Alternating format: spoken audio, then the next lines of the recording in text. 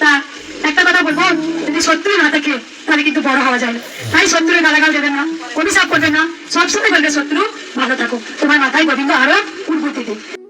দুঃখ তো মানুষের জীবন সঙ্গী, দুঃখ থাকবেই।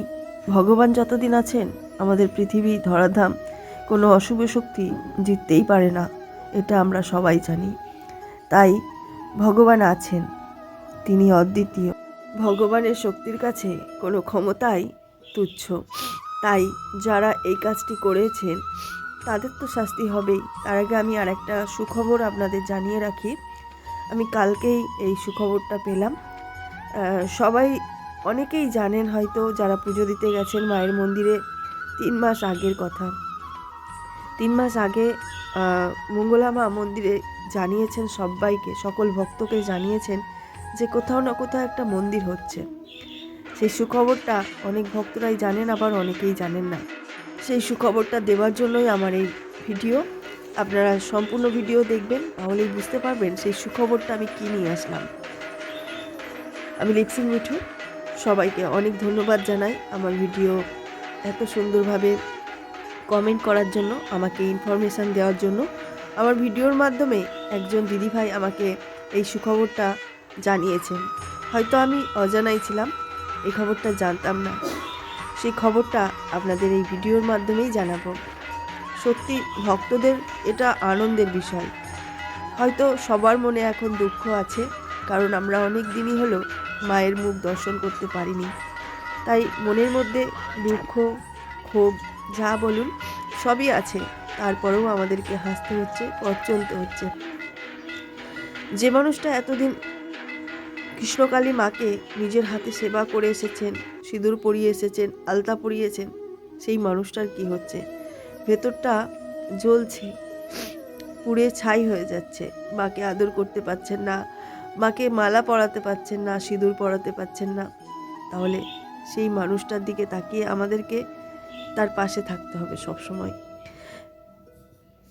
আর সকল বন্ধুকে বলবো, সমস্যা আছে বলে তার সমাধানও আছে। তাই সমস্যা সবার জীবনে থাকা দরকার আছে।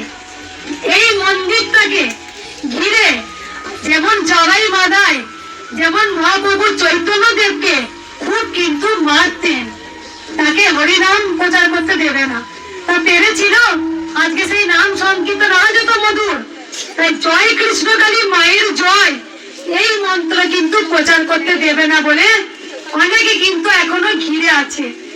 তা একটা কথা বলবো, যদি শত্রু না থাকে তাহলে কিন্তু বড় হওয়া যায় না। তাই শত্রুর গালাগাল দেবেন না, অভিশাপ করবেন না, সবসময় বলবে শত্রু ভালো থাকো, তোমার মাথায় গোবিন্দ আরো উন্নতি দিক। কেন জানো? সবসময় ভালো মানুষরা দুঃখে থাকে, আর যারা দেখবে অসৎ পাপী তারা সুখে থাকে। কেন বলতো? তাদের মুখ দিয়ে হরি কথা বেরোবেই না, বেরোবেই তো সে উদ্ধার হয়ে যাবে। বা যে দেখবেন খুব সরল সাদা সিধে, তার মুখ দিয়ে শুধু বিপদ আসবে, তার সেই শুধু হরি কথা বলবে। তাই পাপীরা সবসময় সুখে থাকে, ওদের মুখ দিয়ে চট করে হরি কথা বেরোবে না। তাই যারা খুব ভালো হয় তাদের জীবন সবসময় অনাবরত দুঃখে কষ্টে ভরা থাকে। তাই দুর্যোধন ছিল মহাপ্রাসাদে রাজপ্রসাদ ভোগ করলো, আর আর যুধিষ্ঠির পঞ্চপাণ্ডব বনে বনে ঘুরছে। রাম গেল বনবাসে, যা রাজা হওয়ার কথা। আর নাহলে যে রামায়ণ রচনা হতো না, নাহলে যে মহাভারত রচনা হতো না। মহাভারত হতো, অর্জুনকে দেখিয়েছিল ভগবান শ্রীকৃষ্ণের কি অবতার, একমাত্র অর্জুনকে দেখিয়েছিলেন।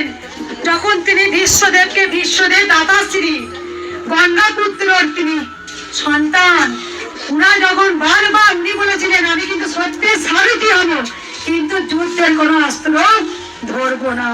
কিন্তু তবুও একবার করে যুদ্ধের অস্ত্র ধরছেন, আর বিশ্বদেব মাথাটা বাড়িয়ে দিচ্ছেন। কেন জানেন?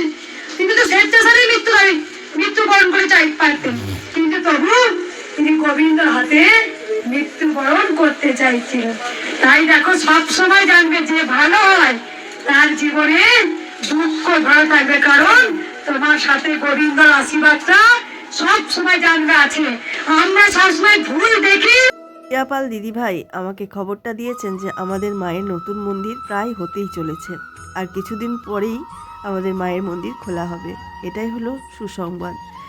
জয় কৃষ্ণ কালী মায়ের জয়। ভালো থাকবেন।